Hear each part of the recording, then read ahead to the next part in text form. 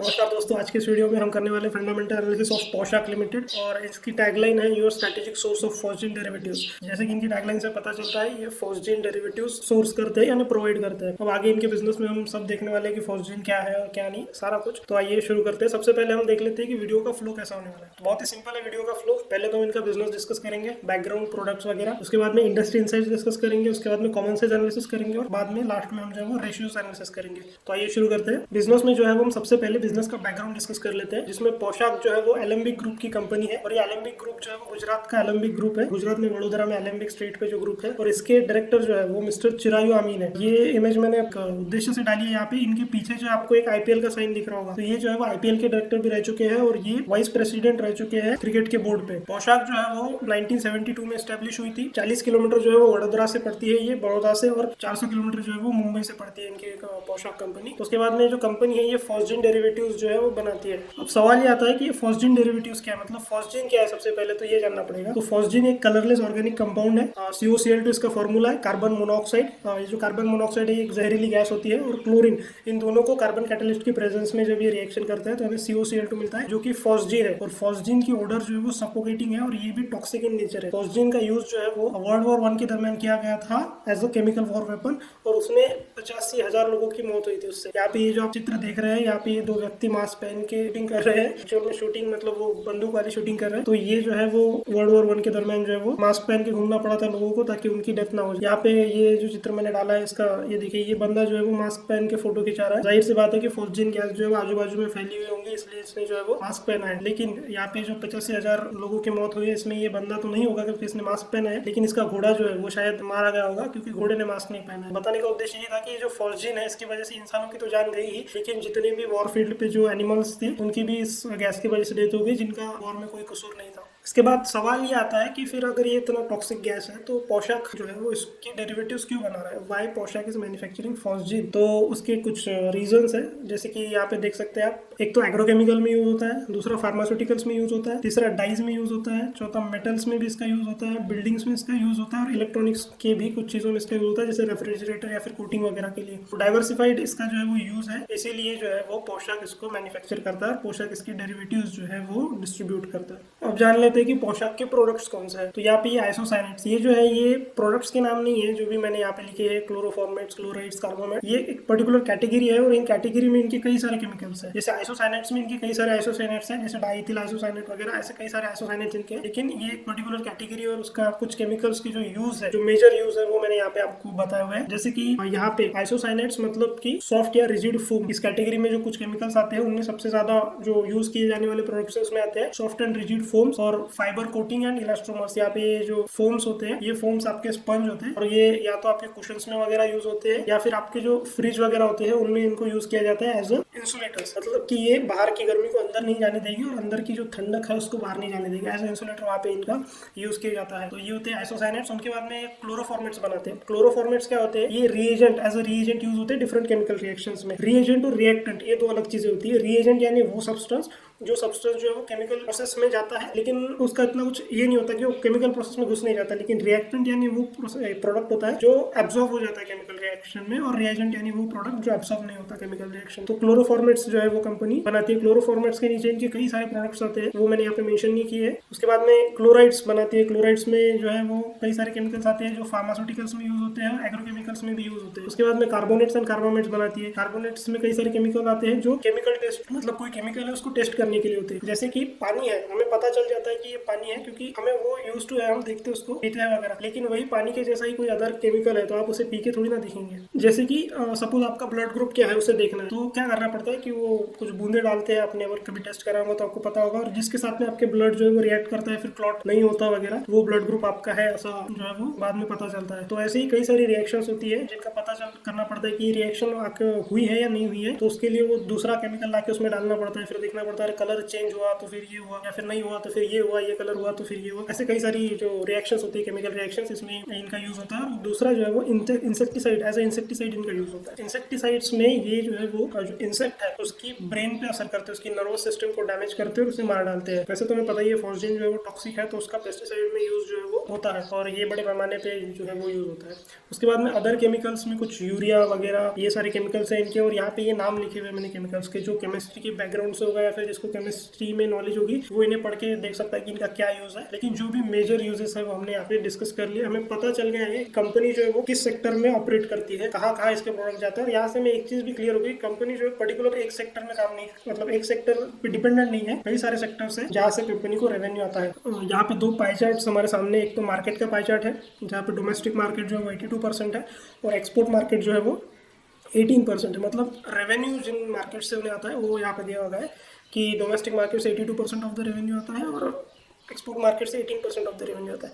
Share holding की बात कर लेते हैं अपन, तो शेयर होल्डिंग में जो है वो 67% जो शेयर होल्डिंग है वो प्रमोटर्स के पास में है। मतलब कि मेजॉरिटी शेयर होल्डिंग जो है वो प्रमोटर्स के पास में है। प्रमोटर्स का कंपनी में विश्वास दर्शाती है प्रमोटर होल्डिंग। और यहाँ पे अदर्स में पब्लिक के पास में 33% शेयर होल्डिंग है। मतलब आप मैं ऐसे रिटेल इन्वेस्टर्स जो है उनके पास में कंपनी की 33% शेयर होल्डिंग है। और FIIs और DIIs के पास लगभग 0% है, एग्जैक्ट 0%। DIIs के पास तो कुछ है ही नहीं। FIIs के पास में निग्लिजिबल अमाउंट में कुछ शेयर होल्डिंग है। ये भी दर्शाता है कि FIIs और DIIs जो है वो इस कंपनी को कितना महत्व देते हैं। अब बात करते हैं इंडस्ट्री इनसाइट्स की, तो $4.22 बिलियन की ये इंडस्ट्री है और 4.6% CAGR से जो है वो ये ग्रो कर रही है। अब इस इंडस्ट्री के लिए की ड्राइवर्स क्या साबित हो सकते हैं? सबसे पहले तो चाइना की blue sky policy. Blue sky policy क्या है चाइना? तो ब्लू स्काई पॉलिसी का मतलब है पोल्यूशन को घटाया जाए, और ये जो केमिकल इंडस्ट्रीज होती है ये बहुत ज्यादा पोल्यूशन करती है, इसलिए चाइना ने उन पे रेस्ट्रिक्शंस डाले। और उन रेस्ट्रिक्शन की वजह से और ये जो दुनिया का चाइना पे विश्वास कम हुआ है इस पैंडेमिक की वजह से, उस वजह से जो है वो इंडियन जो केमिकल इंडस्ट्रीज है उनको फायदा हो रहा है। तो फॉस्जिन जो है उसको भी उस चीज का फायदा हमें मिलता हुआ दिख रहा है। उसके बाद में पेस्टिसाइड्स में कंपनी है, तो पेस्टिसाइड की इंडस्ट्री जो है वो $84.5 बिलियन की है और ये इंडस्ट्री 4.2% CAGR से ग्रो कर रही है। इसका भी फायदा जो है वो पोषक को होगा। उसके बाद में पॉलीयूरेथेन माने अपने आइसोसाइनेट्स जो थी, फोम, रिजिड फोम एंड ये फोम वगैरह जो थे वो चीजें, ये इंडस्ट्री जो है वो $65.5 बिलियन की है और ये जो है वो 7% CAGR से ग्रो कर रही है। यहाँ पे ग्रोथ ज्यादा है और यहाँ से कंपनी को अच्छा फायदा भी फ्यूचर में मिल सकता है। उसके बाद में जो फॉस्जिन डेरिवेटिव जो है उसको वाइड कैटेगरीज में यूज होते हैं। मतलब कल को कोई इंडस्ट्री बंद होगी, सपोज पेस्टिसाइड यूज करना बंद कर दिया लोगों ने, जो कि पेस्टिसाइड यूज करना तो लोग बंद नहीं करेंगे, लेकिन पेस्टिसाइड कंपनी जो है वो शायद फॉस्जिन डेरिवेटिव्स को यूज करना बंद कर सकते हैं। ऐसा अगर हो जाता है तो यहाँ पे कंपनी को नुकसान नहीं हो पाएगा, क्योंकि कंपनी जो है वाइड एरिया में फैली हुई है, जैसे कि हमने पहले देखा कि वाइड इंडस्ट्री में कंपनी जो है फैली हुई है।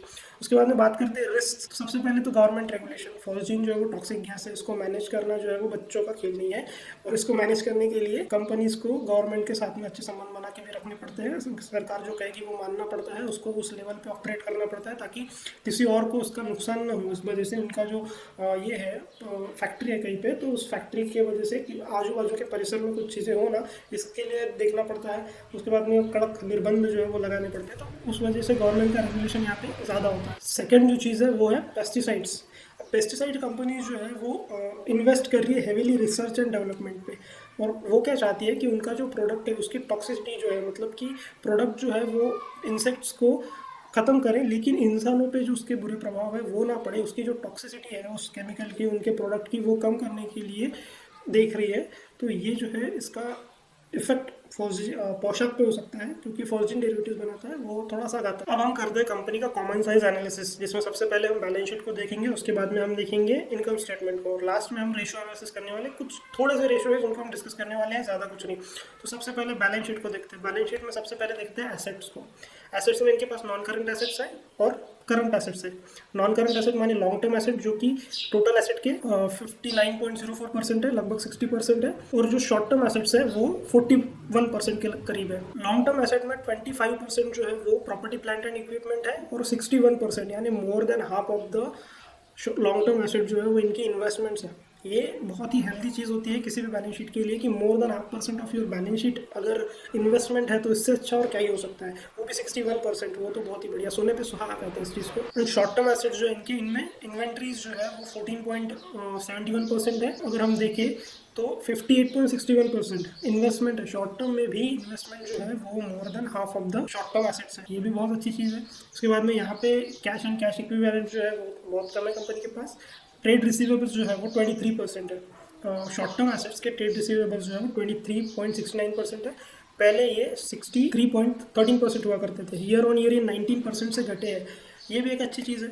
ट्रेड रिसीवेबल्स कम हुए इसका मतलब या तो कंपनी ने उधार में माल देना बंद ही कर दिया, मतलब जो जिनको देते थे उनको उधार में माल देना बंद ही कर दिया, या फिर उनसे ही पहले पैसे ले रहे और कह रहे हैं कि भाई उधारी बंद है। तो ये एक बिजनेस के लिए अच्छी बात होती है क्योंकि यहाँ पे बिजनेस की पावर बढ़ गई। हाँ, कि अब हमें उधार में माल नहीं बेचना पड़ रहा है, यानी अपनी पावर बढ़ गई। अब अपन कह सकते हैं सामने वाले को पहले पैसा लो माल लेके जाओ।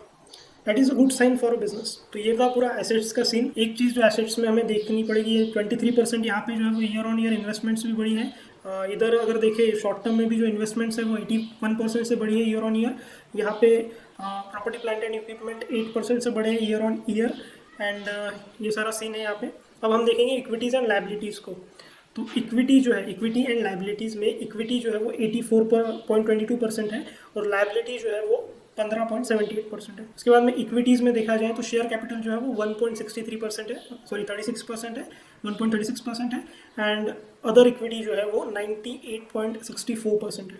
अदर इक्विटीज़ में रिटेन अर्निंग्स एंड ऑन आता है। ये हमें दर्शाता है कि कंपनी ने जितने पैसों में कंपनी को स्टार्ट किया था उसके कई गुना कंपनी कमा के बैठ चुकी है। लाइबिलिटीज़ की बात करते हैं। लाइबिलिटीज़ में भी नॉन करंट लाइबिलिटीज़ है एंड करंट लाइबिलिटीज़ है। नॉन करंट मतलब अपनी जो लॉन्ग टर्म लाइबिलिटीज़ है वो जो है वो 61% है टोटल लाइबिलिटीज़ की, और जो करंट लाइबिलिटीज़ है यानी कि शॉर्ट टर्म लाइबिलिटीज़ है वो 38.9% है टोटल लाइबिलिटीज़ की। नॉन करंट लाइबिलिटीज़ में, लॉन्ग टर्म लाइबिलिटीज़ में प्रोविजंस है कुछ 3.83% के और डिफर्ड टैक्स लाइबिलिटीज़ है कुछ 96.17% की। यहाँ पे शॉर्ट टर्म लाइबिलिटीज़ की अगर हम बात करेंगे तो इसमें बोरोइंग्स वगैरह कंपनी के पास है नहीं। पहले कुछ थी, 0.35 लाख की कुछ बोरोइंग्स थी, अब नहीं है। अब बात करते हैं तो इसमें क्या है, तो सबसे ज़्यादा तो यहाँ पे हमें दिख रहा है ट्रेड पेएबल्स। ट्रेड पेएबल्स में वो ट्रेड पेएबल्स जो स्मॉल एंटरप्राइजेस से होते हैं, ट्रेड पेएबल्स में मतलब जिनसे माल लिया है उनको पैसे देने के बाकी है। अब वैसे जो स्मॉल कंपनीज है, स्मॉल एंटरप्राइजेस है जिनसे माल लिया है और पैसे देने के बाकी है वो 8% है, और जो बड़ी कंपनीज है वो 76.73% है जिनको पैसे देने बाकी है, माल ले लिया है। अब यहाँ पे ट्रेड पेएबल्स में हम अगर ये आंकड़ा देखेंगे तो ट्रेड पेएबल्स जो 78% से बढ़े हैं, मतलब छोटी कंपनियों से, और बड़ी कंपनियों से जो है वो 24% से बढ़े हैं। अब बात करते हैं करंट लाइबिलिटीज़ की यानी शॉर्ट टर्म लाइबिलिटीज़ की। शॉर्ट टर्म लाइबिलिटीज़ में बोरोइंग्स जो है वो 0% है। पहले जो है वो 0.02% हुआ करती थी, यानी कि 0.35 लाख रुपए जो है वो बोरोइंग्स हुआ करती थी।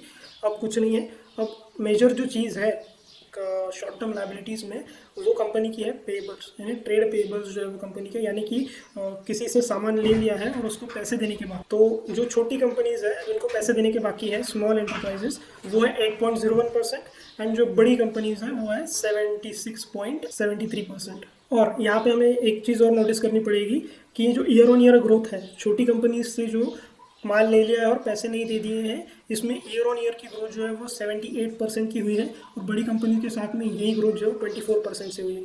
ये भी हमें दिखाती है कि जो देने वाला है, जो माल उधारी पे हमें अपनी कंपनी को दे रहा है, उसका विश्वास जो है वो कंपनी पे बढ़ गया है, इसीलिए तो वो उधार में ज़्यादा माल दे रहा है। पिछली बार जितने दिया था उससे ज़्यादा माल उधारी में इस बार अगर दिया है, उस पिछली बार जितने पैसे उसको देने के बाकी थे, इस बार उसको ज़्यादा पैसे जो है उससे देने के बाकी है। तो ये दिखाता है कि उसका जो है वो आप में कॉन्फिडेंस है कि आप दे देंगे, ठीक है इस बार मैं आपको ज़्यादा माल दे देता हूँ। तो शायद ऐसा हुआ है यहाँ पे, या फिर ऐसा भी हो सकता है कि माल ही ज़्यादा ले लिया इस बार, ये भी जो है वो चीज़ हो सकती है। तो ये एग्जैक्टली क्या हुआ है हमें तो नहीं पता, लेकिन ये चीज़ जो है वो जो लेंडर है यानी कि जिसने कंपनी को उधार में माल दिया है उसका विश्वास दर्शाता है कंपनी में।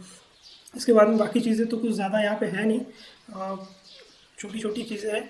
तो अब हम करते हैं इनकम स्टेटमेंट का कॉमन सेंस एनालिसिस। तो जैसे कि आप यहाँ पे देख रहे हैं ये इनकम स्टेटमेंट। इनकम स्टेटमेंट में रेवेन्यू फ्रॉम ऑपरेशंस जो है वो टोटल रेवेन्यू के 96.77% मेजर ऑफ द रेवेन्यू जो है वो ऑपरेशन से आता है। ऐसा नहीं है कि इधर उधर से ज़्यादा रेवेन्यू आ रहा है, इधर उधर से रेवेन्यू आ रहा है, लेकिन वो 3.23% जो ऑपरेशन से रेवेन्यू आ रहा है वो 3 सालों में, पिछले 3 सालों में 15% के CAGR से ग्रो किया है। इधर उधर से जो रेवेन्यू आ रहा है वो 21% के CAGR से ग्रो किया है, और टोटल रेवेन्यू जो है वो 15% CAGR से जो है वो ग्रो किया है। जो है वो एक्सपेंसेस में देखते हैं हम कितना खर्चा हुआ है। तो जो टोटल रेवेन्यू है उसके 31.03% जो है वो कॉस्ट ऑफ मटेरियल कंज्यूम हुआ है। मतलब कि दो केमिकल मिलाते हैं, ये एक है कार्बन मोनोऑक्साइड और दूसरा है अपना क्लोरीन। तो ये मटेरियल है इनका, और बाकी कुछ मटेरियल होंगे जैसे कि वैसा तो है नहीं कि इनसे फॉस्जिन बनता है और फॉस्जिन के डेरिवेटिव्स जो है वो हवा में बनते हैं, ऐसा तो है नहीं। फॉस्जिन के डेरिवेटिव्स बनाने के लिए इनको कई सारे केमिकल्स लगते होंगे, तो वो केमिकल्स जो है वो है उनके मटेरियल्स, और मटेरियल्स की जो कॉस्ट है वो है टोटल रेवेन्यू की 31.03%, और ये ईयर ऑन ईयर 7% से ग्रो की है। नॉट ईयर ऑन ईयर, 3 सालों में 7% CAGR से ग्रो की है। उसके बाद में मेजर जो चीज़ है वो है एम्प्लॉय बेनिफिट। एम्प्लॉय बेनिफिट जो है वो 14.95% है in terms of total revenue, और ये 22% CAGR से पिछले 3 सालों में ग्रो किए हैं। In terms of total revenue जो है वो 69.86% जो इनके एक्सपेंसेस है, और ये 12% CAGR से ग्रो किया है ईयर ऑन ईयर। अब यहाँ पे एक देखने लायक चीज़ होगी कि 15% से जो है वो इनका रेवेन्यू ग्रो किया है, और 12% से जो है वो एक्सपेंसेस ग्रो किए हैं। इसका मतलब एक्सपेंसेस को मैनेज करने में जो है वो कंपनी इफिशिएंट होती गई है। प्रॉफिट बिफोर टैक्स का अगर देखें तो वो 30.14% है, और ये भी ईयर ऑन ईयर 22% से ग्रो किया है, ये भी अच्छी बात है। अब ज़्यादा कुछ ना देखते हुए हम सीधा नेट प्रॉफिट पे आते हैं। नेट प्रॉफिट जो है वो कंपनी का 24.50% का नेट प्रॉफिट जो है वो टोटल इनकम की तुलना में, यानी टोटल रेवेन्यू की तुलना में 24.50% का इनका नेट प्रॉफिट है। प्रॉफिट मार्जिन जो है वो वाकई में बहुत बढ़िया है कंपनी के यहाँ पे, और ये 28% CAGR से ग्रो की है फ्रॉम लास्ट 3 ईयर्स। 2018 में थी वो 19.91% थी, 2019 में जो है वो 27.41% थी, यानी कि 2020 से ज़्यादा थी, और 2020 में जो है 24.50% की प्रॉफिट मार्जिन जो है वो कंपनी के पास में थी। That's all about the common size analysis. अब हम जो है वो रेशियो एनालिसिस करते हैं। कुछ रेशियोज है थोड़े बहुत जिनको हम देख लेना ज़रूरी है, उनको देखते हैं और फिर इस वीडियो का एंड करते हैं। तो ये रेशियो की शीट है आप लोगों के सामने। यहाँ पे मैंने और 3 कंपनियाँ जो है इसके साथ कंपेयर कर रहे हैं इसके रेशियोज़ को, और जो है वो पिछले 3 सालों के रेशियो जो है उनको भी कंपेयर कर रहे हैं एक साथ। तो जो कंपनी है वो एक PI इंडस्ट्रीज़ है, दूसरी भारत रसायन है, तीसरी UPL लिमिटेड है। ये तीनों कंपनीज जो है वो फॉस्जिन डेरिवेटिव्स नहीं बनाती, लेकिन ये कंपनी जो है वो स्पेशलिटी केमिकल्स में इन्वॉल्व है। फॉस्जिन डेरिवेटिव्स बहुत कम कंपनीज अपनी कंट्री में बनाती है, और यहाँ पे एक चीज़ ऐसी है कि यहाँ पे मोनोपोली भी है कंपनी की, क्योंकि एंट्री बैरियर है। सरकार जो है वो एंट्री बैरियर है इस केस में, वो किसी को भी फॉस्जिन में घुसने नहीं देती, क्योंकि ये जो टॉक्सिक केमिकल है और गैस फॉर्म में होता है फॉस्जिन, इसको हैंडल करना इतना ईजी नहीं है, और इसीलिए जो गवर्नमेंट है वो किसी को भी फॉस्जिन में नहीं घुसने देती। फॉस्जिन का जब मैं पढ़ रहा था तो मुझे और 2 चीज़ें सामने, जैसे डाइफॉस्जिन और ट्राइफॉस्जिन। तो मैं केमिकल बैकग्राउंड से नहीं हूँ, तो मुझे क्या लगा कि डाइफॉस्जिन जो है वो फॉस्जिन से ज़्यादा खतरनाक होता होगा, और ट्राइफॉस्जिन जो है वो उससे भी ज़्यादा खतरनाक होता होगा। लेकिन फिर मुझे पता चला कि फॉस्जिन जो है वो गैस फॉर्म में है, डाइफॉस्जिन जो है वो लिक्विड फॉर्म में है, और ट्राइफॉस्जिन जो है वो सॉलिड फॉर्म में है। This is all about phosgene. तो अपना रेशियो एनालिसिस करते हैं। तो जो रेशियोज हम डिस्कस करने वाले हैं उसमें ROE है, प्रॉफिट मार्जिन है, और रिसीवेबल डेज है। तो सबसे पहले बात करते हैं ROE की, यानी कि कंपनी के पास जितनी इक्विटी है, ROE यानी जितनी इक्विटी है उसके ऊपर कंपनी कितना नेट प्रॉफिट जनरेट कर पा रही है, रिटर्न ऑन इक्विटी। तो एक तो यहाँ पे 22%, 27% एंड 17% है। ये अलग अलग साल का यहाँ पे दिया हुआ है, 2018, 19 और 20 का। और यहाँ पे अगर देखा जाए तो बाकी कंपनीज़ की तुलना में पोशाक जो है वो अच्छा परफॉर्म करती हुए हमें यहाँ पे नज़र आ रही है। लेकिन 2020 में जो है वो पोशाक के आगे कुछ कंपनीज़ हैं, जिनमें से एक तो है PI इंडस्ट्रीज़ और दूसरा है भारत रसायन। तो ये 2 कंपनी जो है पोशाक के आगे। उसके बाद में रिटर्न ऑन एसेट अगर देखें हम, मतलब कि जितनी एसेट्स कंपनी के पास है उसमें कितना नेट प्रॉफिट कंपनी जनरेट कर पा रही है। तो 2018 में 18%, 2019 में 22% और 2020 में 14%। 2020 में इनका प्रॉफिट जो है वो गिरा है, तो उस वजह से यहाँ पे असर हमें दिखाई दे रहा है इन चीज़ों का, और ये असर हमें यहाँ पे भी दिखाई देता है प्रॉफिट मार्जिन में भी। तो ये था सब कुछ, और इसमें भी जो है वो कंपनी आगे है बाकी कंपनीज़ के। भारत रसायन जो है वो कंपनी ROE की तुलना में पोशाक से आगे है। प्रॉफिट मार्जिन की अगर हम बात करें तो प्रॉफिट मार्जिन में जो कंपनी है वो बाकी सारी कंपनीज जो है, जो हम कंपेयर कर रहे हैं स्पेशलिटी केमिकल सेक्टर में की, तो उनमें जो है वो पोशाक लिमिटेड आगे है। रिसीवेबल डेज़ की बात करते हैं। रिसीवेबल डेज़ मतलब कि आपने जो उधार में माल दिया हुआ है मार्केट में, उसका पैसा आप कितने समय में कलेक्ट कर लेते हो। तो यहाँ पे जो डेज़ दिखाई दे रहे हैं वो 93, 91 एंड 75 डेज़ में जो है वो कंपनी पैसा रिकवर कर लेती है मार्केट में से, जितना उन्होंने उधार दिया हुआ है। और बाकी कंपनीज जो है वो उनमें PI इंडस्ट्रीज़ का अच्छा है 2020 में, और बाकी यहाँ पे UPL के सबसे ज़्यादा है। तो ये जो है रिसीवेबल डेज हमें दर्शाता है कि कंपनी कितनी इफिशिएंटली अपना पैसा जो मार्केट में अटका हुआ है उसको लेके आती है, कितनी जल्दी लेके आती है। तो हम मान सकते हैं कि 3 महीने का पीरियड लगता है पोशाक को सारा पैसा जो मार्केट में अटका है उसको वापस लाने में। तो ये था दोस्तों पोशाक लिमिटेड का फंडामेंटल एनालिसिस। कैसा लगा आप मुझे नीचे कमेंट में बताइए, कुछ और आपको पता होगा तो वो भी नीचे कमेंट में बताइए, और इस वीडियो को लाइक करिए, शेयर करिए। फिलहाल के लिए इस वीडियो में इतना ही। देखने के लिए आप सभी का बहुत बहुत शुक्रिया।